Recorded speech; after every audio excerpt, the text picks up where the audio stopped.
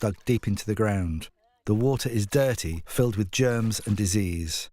That's why I'm asking you to help communities change this picture. You can help bring clean water to a child right now by texting or calling WaterAid to give £2 a month. WaterAid are already working with communities, helping them to install life-saving pipes and taps. With clean water, everything changes. The children are full of energy, full of hope for the future. WaterAid have already brought clean water to nearly 30 million people, but we can't stop now. Today, 1,000 children will die from dirty water, poor sanitation or hygiene. So please text the word water to 85525 or call WaterAid now on 0800 277 0990 to give £2 a month. It's pandemonium, it's pandalicious, it's fantastic. It's the world of Panda Bingo. I like to make a cup of tea, get settled on the sofa and play Panda Bingo. It's like a little bit of me time. Well, me and the pandas. Whether I'm out and about on my mobile or just at home on the laptop, I can play my favourite Panda Bingo games anytime, anywhere. I just love it. Brilliant bingo rooms, great games, out of this world offers. Join today at pandabingo.com/bingo. In today's interconnected world, India's voice is more crucial than ever. When India speaks, the world listens. At NDTV World, we are that voice, bringing you intelligent and insightful news from India and beyond. From geopolitics and diplomacy to economic shifts, migrations, tech disruptions, and the stories of our diaspora. We cover the news that shapes our global future. NDTV World, your new home for global news, is here.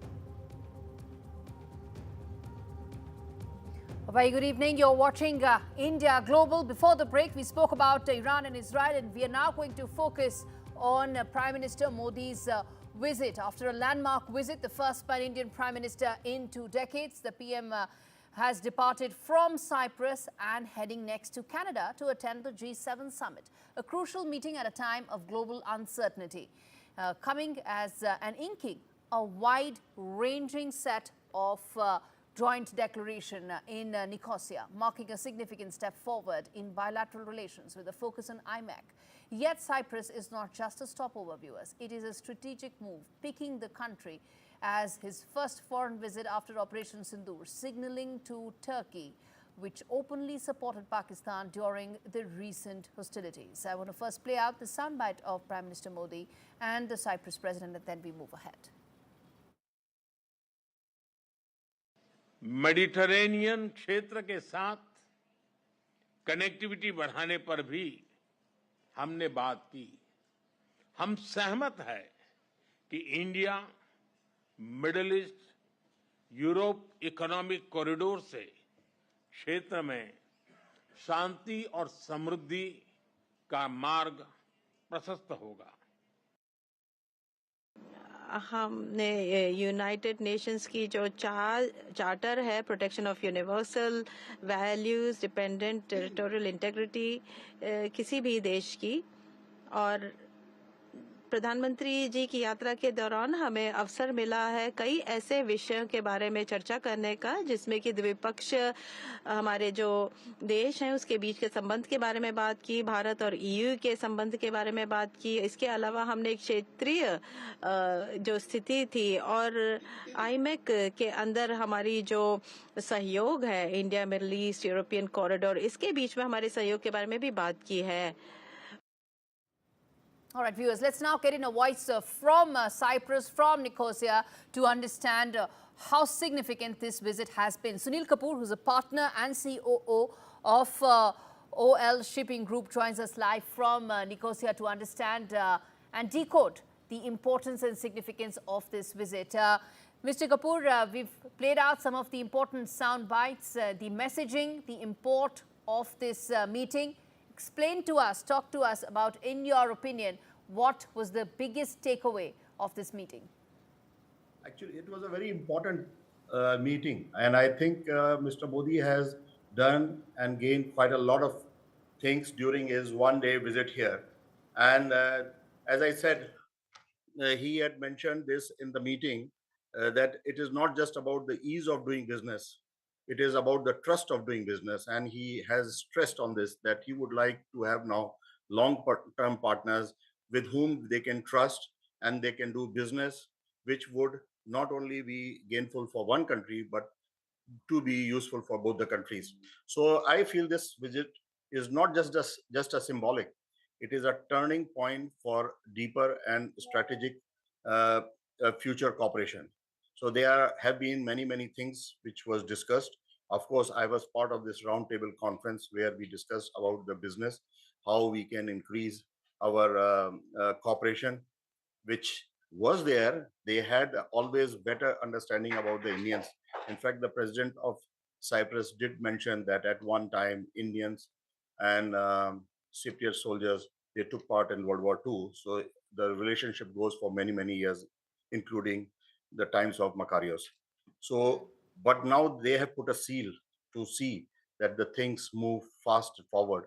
So both in terms of business, in terms of trust, and I feel that there are some of the good important takeaways, that there has been a major upgrade in the bilateral relations.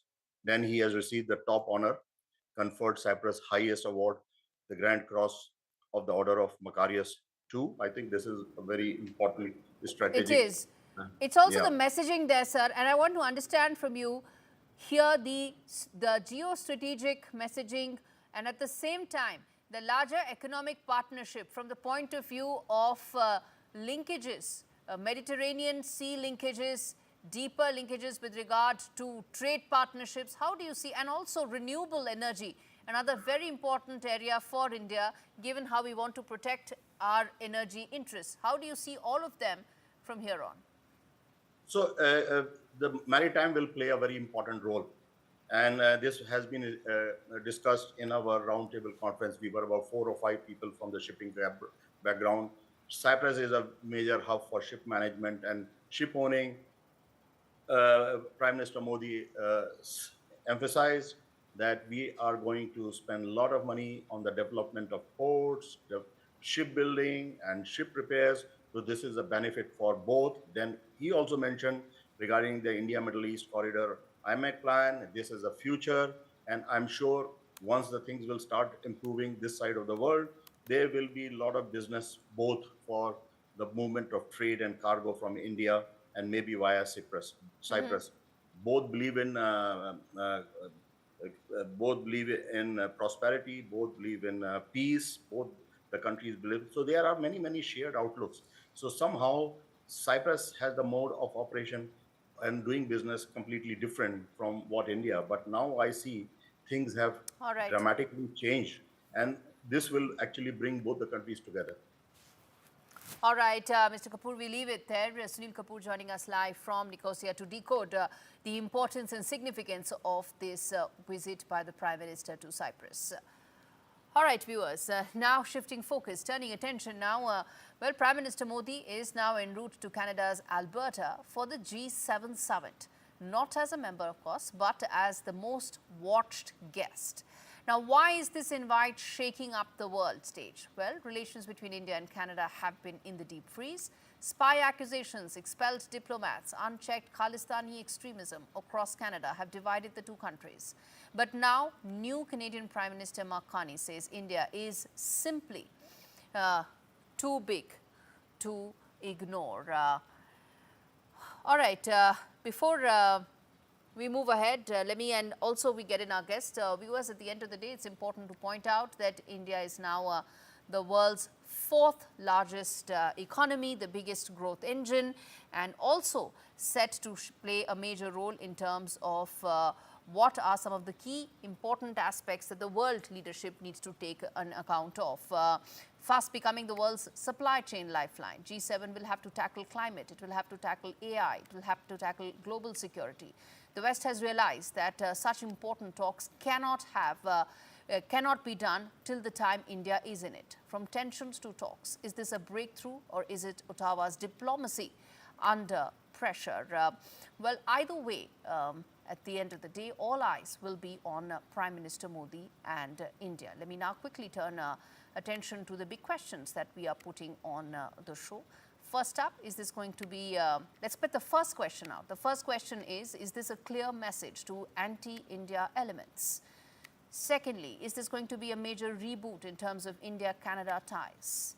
Prime Minister Modi and Mark Carney meeting, is that going to happen, a pull aside? And if so, what's the kind of message that will send and reboot the entire relationship in its larger entirety? Let's get in Ambassador Satish Mehta, who is India's former Consul General. And we also have Kushal Mehra, an author, podcaster, a very popular personality in Canada. Thank you so much, gentlemen, for joining me. And Ambassador Mehta, let me start with you. The significance of this visit, this meeting, at a time when, as I said, put the context in place, the India-Canada relationship recovering from its lows. Well, Prime Minister Gandhi does not carry the baggage of former Prime Minister Trudeau, who was very deeply linked with the Khalistanis and partly because of his dependence upon NDP party for the survival of his government. Now, Prime Minister Carney does not have both these baggages with him. And I think I think it is a reboot of the relationship. Prime Minister Carney called Prime Minister Modi, inviting him, albeit little late. But then the government has just come, and also before that, the Foreign Minister of Canada, Anita Anand, spoke to Foreign Minister Jaishankar. So I think the stage had been set for rebooting the relationship, and I think it's a very healthy development.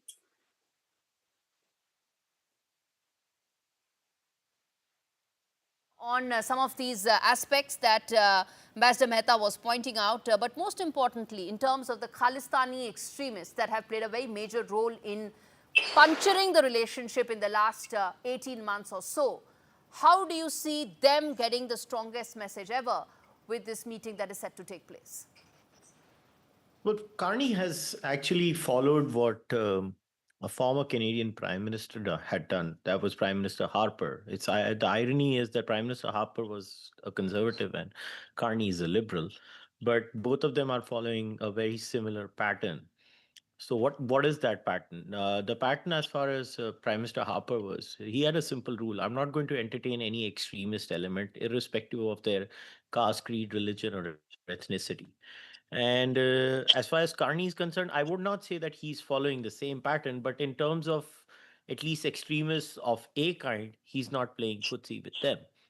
These are good signs, but I would like to add a major caveat here. We have to be very cautiously optimistic with Canada because the deep roots of the Khalistani elements inside Canadian polity are something that should not be washed away.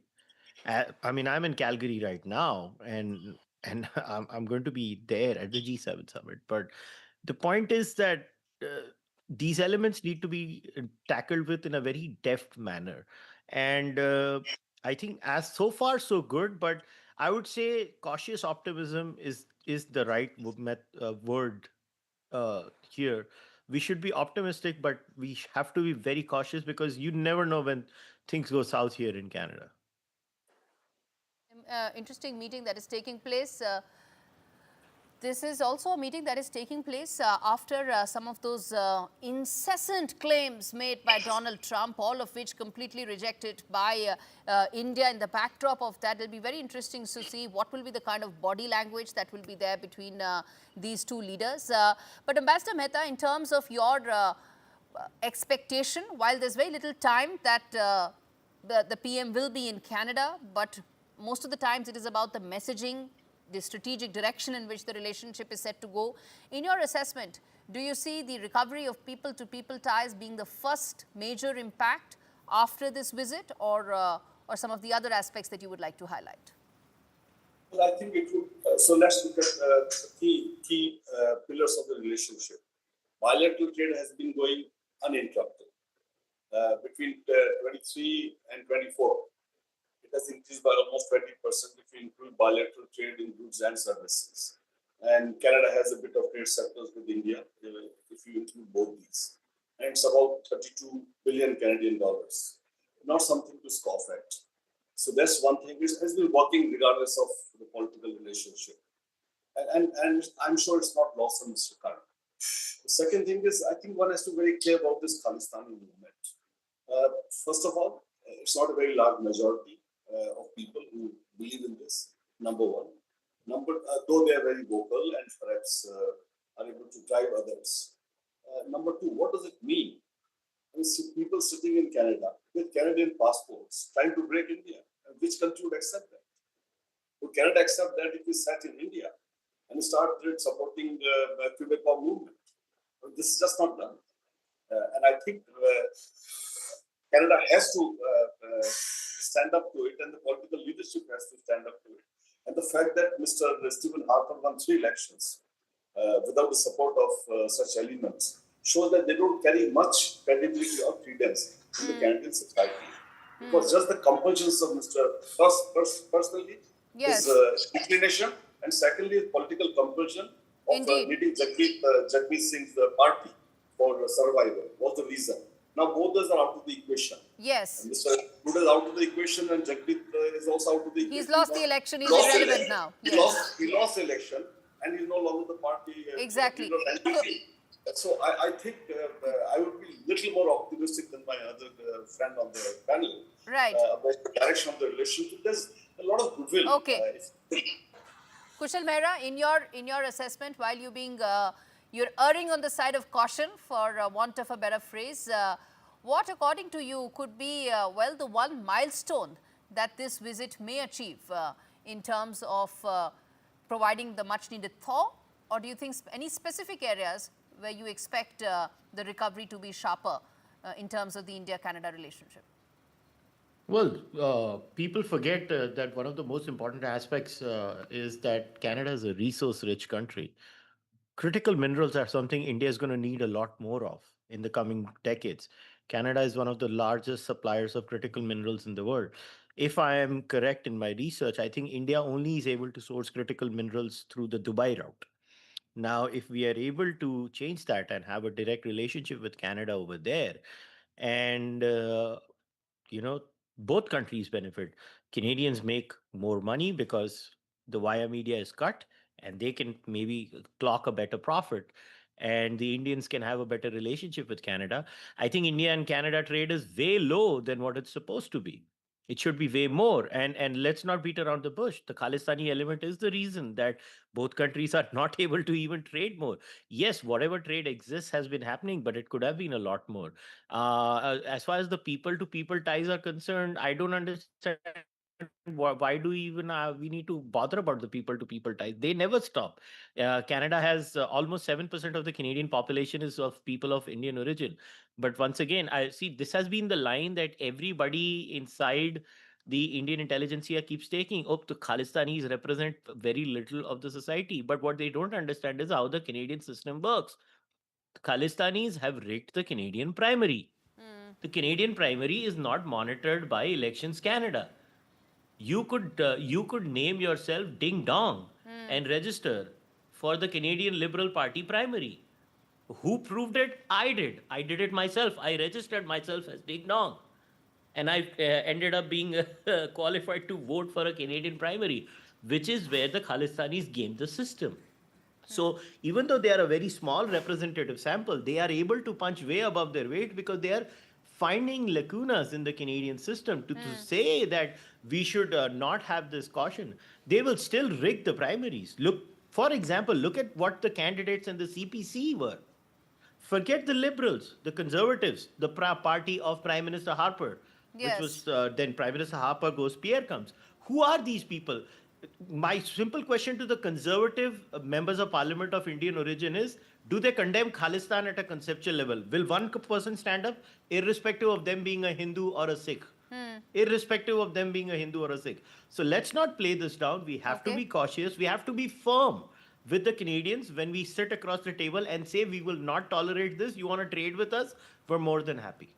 Okay, that's an important view, a counter view really, that India should speak and must speak and continues to speak from a position of strength, and that should never change. I'm going to leave it there, gentlemen. Thank you so much for joining me on this edition of India Global, a story that we're going to keep coming back to. I'm going to, on that note, take a quick break, come back on the other side with more stories. Stay with us.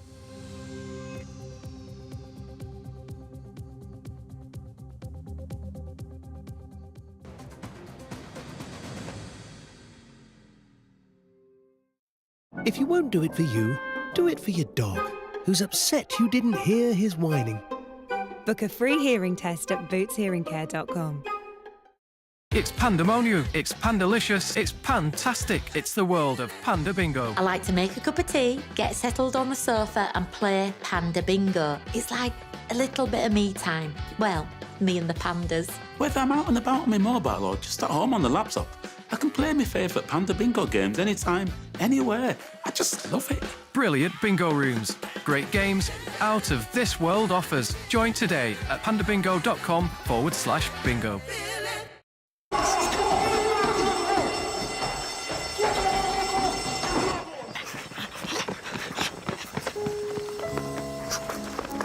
What's wrong with the car?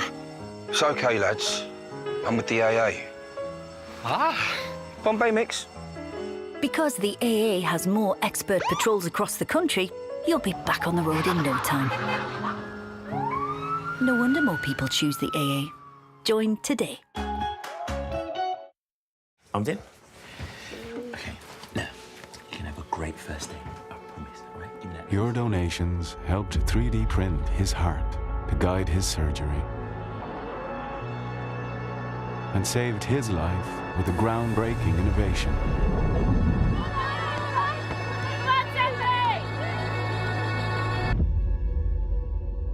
And the future breakthrough that could cure her is closer than ever. Help us turn science fiction into reality and save more lives like hers. Donate to the British Heart Foundation now. Wouldn't life be so much easier if you could control your blinds at the touch of a button? With Ultra Smart Blinds from Appeal, there's no chains, cords or wiring, because these stylish blinds are driven by a rechargeable power pack. New Ultra Smart Blinds from Appeal, the intelligent solution for home shading. With 3, save £336 on the Samsung Galaxy S25 Ultra. And claim a Galaxy Tab A9 Plus worth £259 when you buy today. Search 3 or head in-store today. Life needs a big network. How long's it been then? We met about 8 years back. What? Yeah, serious relationship. He has this way of looking into my eyes. Knows how to treat me. Gentle, considerate. Did I tell you he owns his own business? I think he's going to pop the question. Better or worse? Better. Our opticians and audiologists own their stores, so your care is their business, which can make them rather popular. Apparently, he's seeing half the town. Book an appointment today.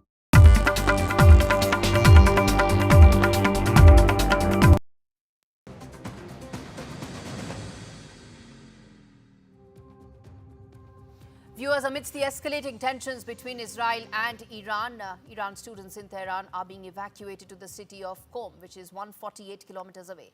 Thousands of Indians are stranded in various Iranian cities as Israel and Iran continue to trade missiles, with neither side showing any signs of backing down. This includes more than 1,500 Indian students, most of whom are from Jammu Kashmir. 9 students from Karnataka are studying medicine at the Shahid Beheshti Medical University near Tehran, the capital of Iran. And they are now extremely worried due to the said tense situation. One of these students, Nadeem Hussain, and his parents in Bengaluru contacted the North Resident Indian Committee Bengaluru office over the phone and expressed their pain and desire to return to their country immediately. Now, how many students are there? Let's quickly now bring you up to speed, viewers, with the kind of impact that is there in terms of the number of students. Let's put that out for our viewers to see just how many students we are talking who are actually caught in the crossfire. Let's put that out. There are about 1,500 Indian students who are stuck there in Iran, which has a very large number of medical students. Most of them, let's keep going ahead, most of them are actually medical students, and most of them come from the state of Jammu and Kashmir. The Indian embassy is in constant touch with most of these students.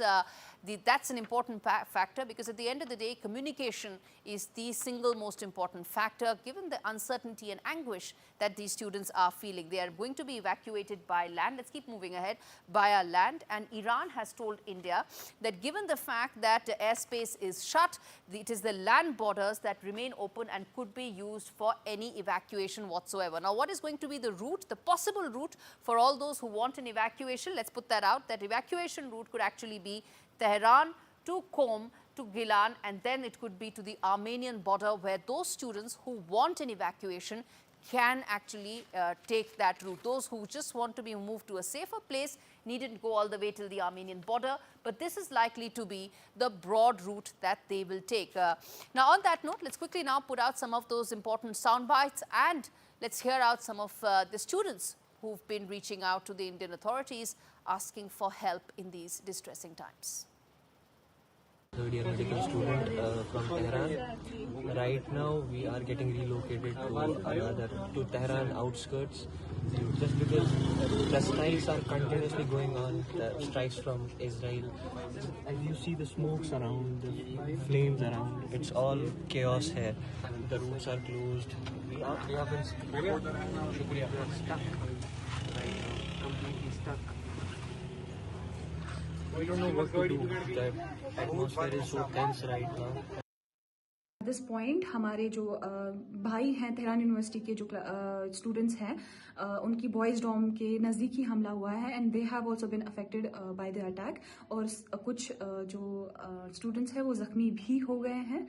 सो वो हालत हमारी भी ना हो जाए, उससे पहले please हमें इवैक्यूएट कर दिया जाए, क्योंकि इस पॉइंट ऑफ टाइम पे ना हमें वाटर सप्लाई है डॉम की, ना net, internet is very weak, internet बिल्कुल भी नहीं चल रहा है, ना मैसेज जा रही है, ना आ रही है, ना प्रॉपर्ली कम्युनिकेट कर पा रहे हैं हम किसी से भी. और ऑन टॉप ऑफ दैट अभी शायद इलेक्ट्रिसिटी भी चली जाएगी, और उसके बाद हमारा वाईफाई भी डाउन हो जाएगा, जिस पे हम अभी थोड़ा बहुत इंटरनेट चला रहे हैं, और उसके बाद हम शायद बिल्कुल भी कम्युनिकेट ना कर पाएँ. तो please I request LG Manoj Sinha, NCM Omar Abdullah, कि हमें जल्द से जल्द इवैक्यूएट कर दिया जाए. All right, viewers, with that, it's a wrap on this edition of India Global. Thanks so much for watching.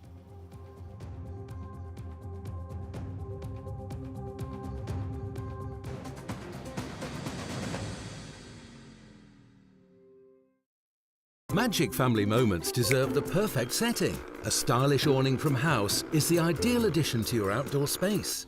Available in a range of colours and finishes, and with the option of integrated lighting and heating, you can enjoy your outdoor space for even longer. Now that is magic. House awnings, made for life.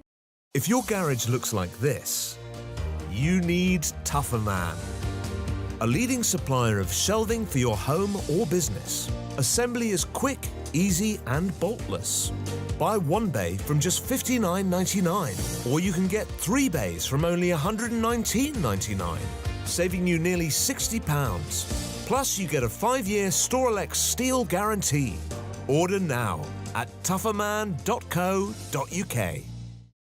Panda Bingo is the home of brilliant bingo rooms, great games, and out-of-this-world offers. It's absolute pandemonium at pandabingo.com/bingo.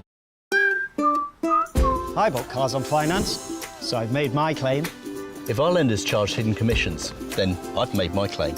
I could be owed thousands. I've made my claim. I've made my claim. I've made my claim. I've made my claim. It's so quick and simple. You could be owed thousands in hidden commissions from vehicles bought on finance since 2007, even without the details. I've made my claim. Trust myclaimgroup.co.uk. Claims made simple. Just because my kids are growing up and have little ones of their own doesn't mean family life slows down. I'm busier than ever. Now that I'm in my 60s, I want to make sure that my family has enough to cover my funeral costs and other expenses when I'm no longer around. That's why I decided to learn more about over 50s life insurance from Cover Today. Cover Today are the only over 50s life insurer with no waiting period, unlike other insurers who could make you wait up to 2 years. With Cover Today, you're fully covered from day one. And you're covered for the whole of your life, so you can just get on with things. Plus, unlike other things in life, the price never goes up. Their claims process is really straightforward, so your loved ones will be looked after. Learning more couldn't be simpler and can be done in just a few minutes. All you need is your phone. Go online or talk to their friendly UK team today. Cover Today are the only over 50s life insurer with no waiting period. Get covered in minutes with no annoying trips to the doctor. With fixed monthly payments, prices start at just £4.42 a month. Plus, you'll get your choice of a £125 gift card. And you'll also get access to free 24/7 GP advice and health services as part of your policy. So stop putting it off and get it done. Then you can get on with all the fun stuff in life. To get a free life insurance quote, call our friendly UK team on 0800 977 6947 or visit covertoday.co.uk. Life is complicated. Hastings Direct Car Insurance is simple. You've got a lot going on. A lot. Trying to save could really grind your gears. So come on, let's get a great deal off the ground! Nice driving. Hastings Direct is simple. Great cover, great price, and a great app makes us one of the UK's top choices when comparing car insurance online. Hastings Direct. Simplicity is the best policy. How long's it been then? We met about 8 years back. What? Yeah, serious relationship. He has this way of looking into my eyes. Knows how to treat me. Gentle, considerate. Did I tell you he owns his own business? I think he's going to pop the question. Better or worse? Better. Our opticians and audiologists own their stores, so your care is their business, which can make them rather popular. Apparently, he's seeing half the town. Book an appointment today. Bengaluru-specific focus this evening. What's your take on bike taxis? But first, the top headlines from the Air India tragedy. The ill-fated AI-171's cockpit voice recorder is found and could be essential in deciphering the final seconds before the crash. Boeing sends its experts to Ahmedabad to analyze the crash. The first high-level meet to probe the crash comes to a close. An emotional final goodbye to former Gujarat Chief Minister Vijay Rupani, one of those who died in that crash. The ordeal of identifying the other victims continues, and several families continue the agonizing wait for the final release.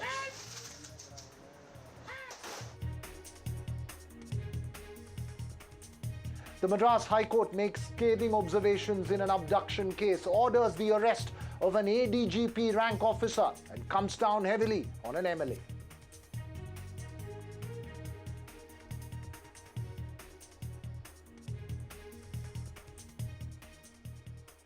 Well, first up this evening, focus on the top international story, the Iran-Israel conflict, and caught in the crossfire are thousands of Indian nationals, including medical students in Iran, as the strikes between Tehran and Tel Aviv continue. Key focus now for India is evacuating or moving to safety the over 1,500 Indian medical students who are amongst hundreds of other Indian nationals stuck in Iran. Most medical students are from Jammu and Kashmir, but there are many from the southern states as well, including 9 from Karnataka. Many Indian citizens from Kerala and the other states have also been reported there in Iran. Indian students at the university in Tehran are being evacuated and moved to the city of Qom, according to officials. India had requested evacuations of its students from cities that are being hit by Israeli bombings. Even evacuation through land routes from Iran is being considered. In a statement, the Foreign Ministry of Iran had said, and I quote, "We inform that all land borders are open for crossing." So what's the latest from the Indian students in Iran? Joining me live now, my colleague Mohammad Ghazali, who has been tracking this very, very closely. I also hope to be joined in a bit by Shabab Zehra from Bengaluru, whose 22-year-old son Nadeem Hussain is an MBBS student in Tehran. We also hope to be joined by Afnan Pare, who's a third-year MBBS student in Tehran. But first to you, Ghazali, as we wait for our other guests to join, what are you picking up from the authorities in terms of the evacuation and moving Indian students to safety process is concerned? See, Veera, there are certain students who have been asked to gather at one location in Iran from where they will be taken to the city of Qom. From the city of Qom, the border of Armenia is around 1,000 kilometers, over 1,000 kilometers. So as of now, the details of certain students have been gathered. It has been given to the Tehran authorities or to the Foreign Ministry of Tehran. An officer has been appointed by the Iranian government, Iran, but there are certain students who are studying in those colleges which is located in the areas which have not faced any aerial strike from Israel. But the problem right now is that how to cover the distance of more than 1,000 kilometers without facing any aerial strike, and it is almost similar to how India carried out that evacuation during the Russia-Ukraine war, that how students in Ukraine were evacuated after Indian authorities spoke to the Russian authorities to ensure that the Indian buses which were carrying Indian students is not attacked. So a similar kind of approach could be seen here, that Indian government will be in touch with the Israeli authorities to ensure that at the time when Indian students are being moved from one location towards the Armenian border, the land border, since all the land borders are open as Iran had claimed. So at that time, Indian authorities will speak to their Israeli counterpart as well to ensure the safe movement of students. Right, as you say that, Ghazali, is there a state-wise breakup of people there in Iran? We believe in Karnataka, as per the government's own notification, that 9 students from Karnataka are there at the Tehran University, possibly along with the several other students from Jammu and Kashmir that you have been in contact with. And as you rightly mentioned, this is just one small segment of Indians possibly there in Iran. Yeah, certainly.